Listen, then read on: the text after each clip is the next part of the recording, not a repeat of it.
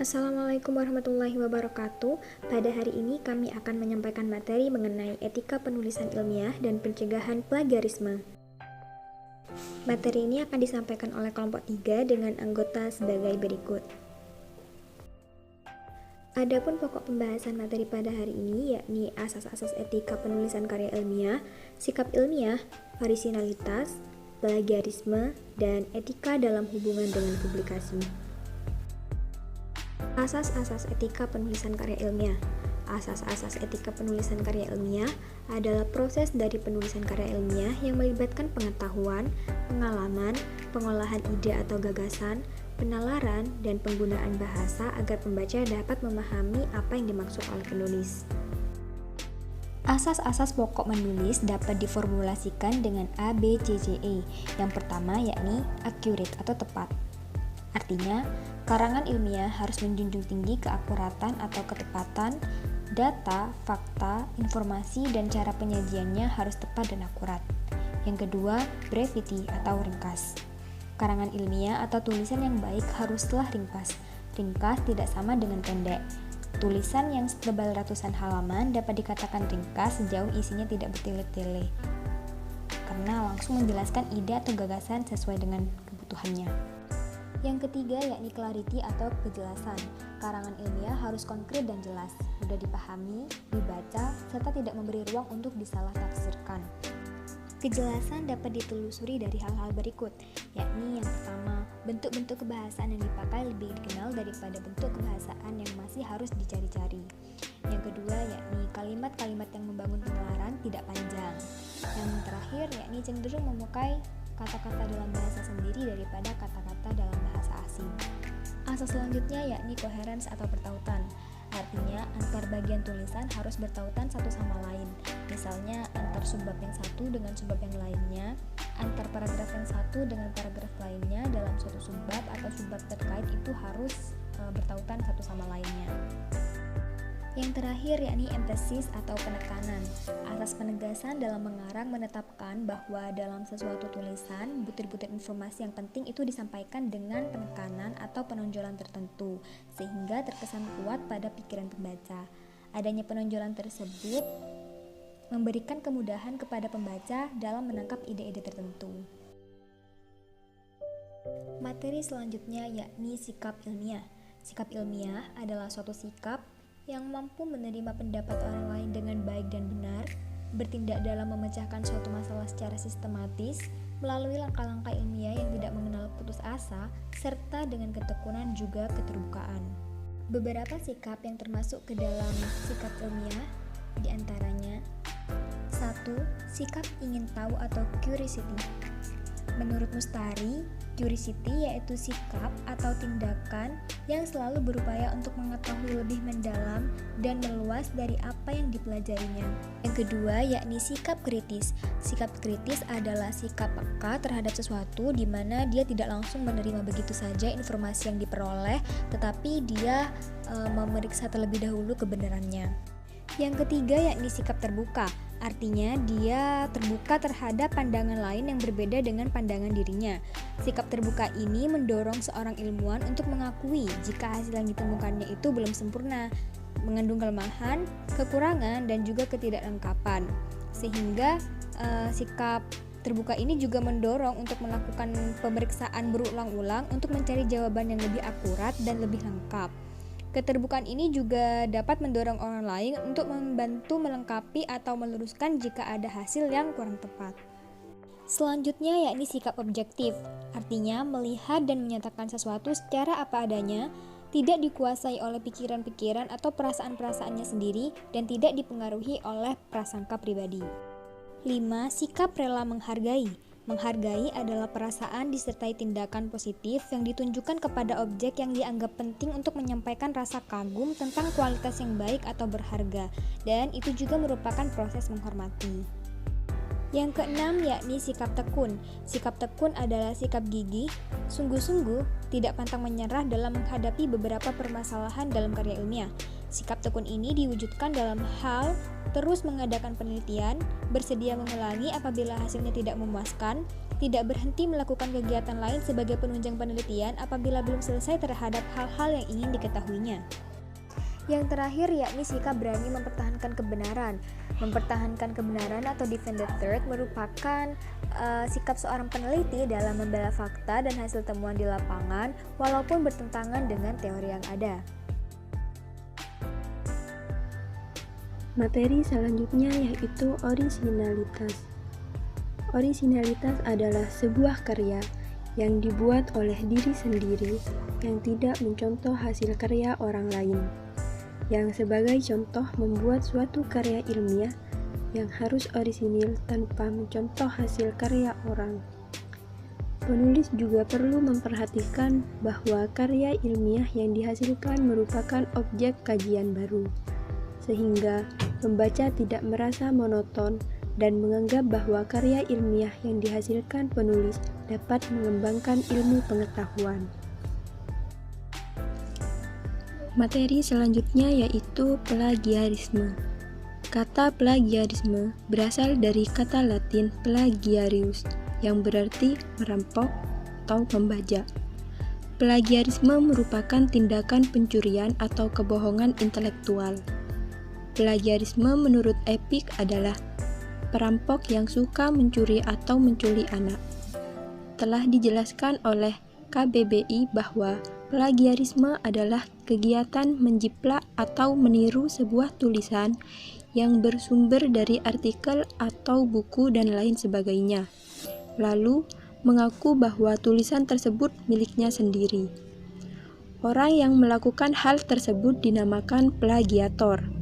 Seorang plagiator akan dikenakan sanksi yang cukup berat seperti dikeluarkan dari instansi.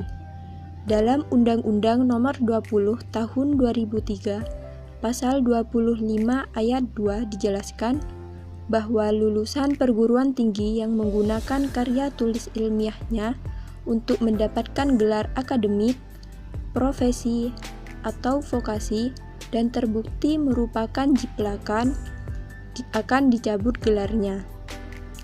Lulusan yang tersebut pada Pasal 25 Ayat 2 bahkan diancam dengan pidana penjara paling lama 2 tahun dan atau pidana denda paling banyak sebesar 200 juta rupiah.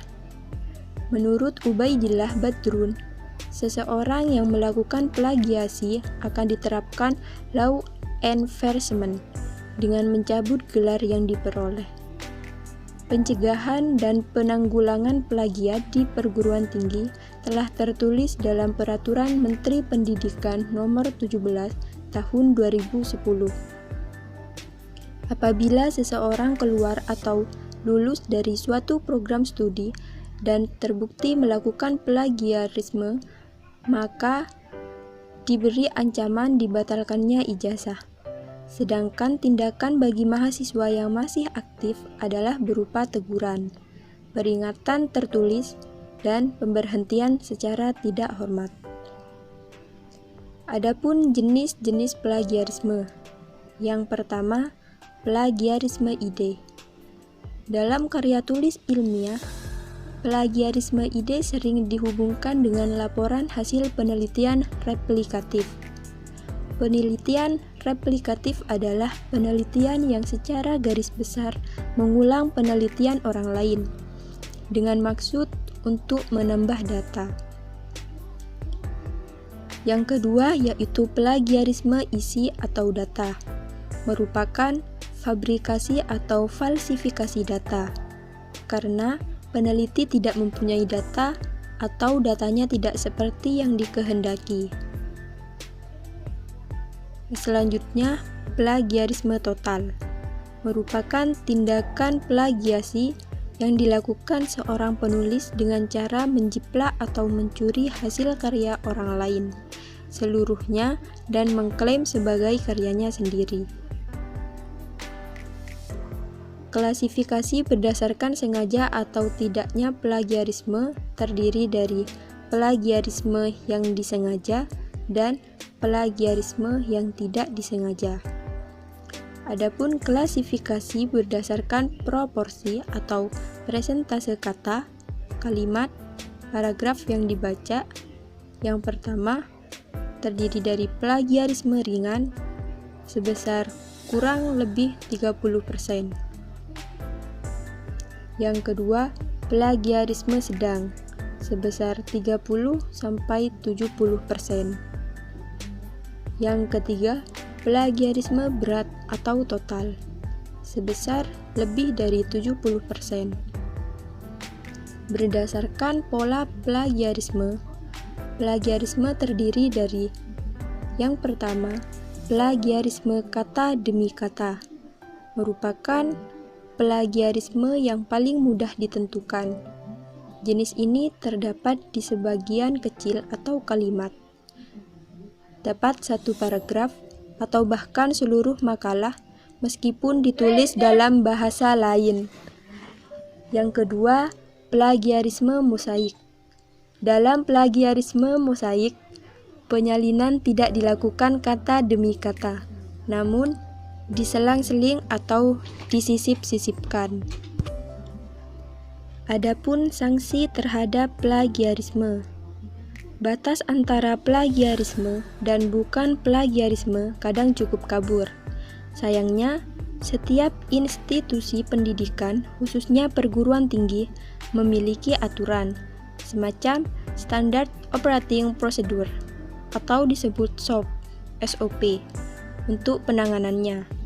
Perguruan tinggi yang baik seharusnya memberikan batasan yang jelas, khususnya tentang plagiarisme, yang harus disosialisasikan sebelum mahasiswa mulai memasuki masa kuliah dan diingatkan dari waktu ke waktu. Pelanggaran akademik yang paling sering dilakukan adalah menyontek. Dari cara yang konvensional sampai yang canggih dapat dimasukkan sebagai plagiarisme pula. Seorang mahasiswa yang menyontek harus dikenakan sanksi, mulai dari peringatan lisan pertama, kedua, dan seterusnya, sesuai dengan kebijakan institusi.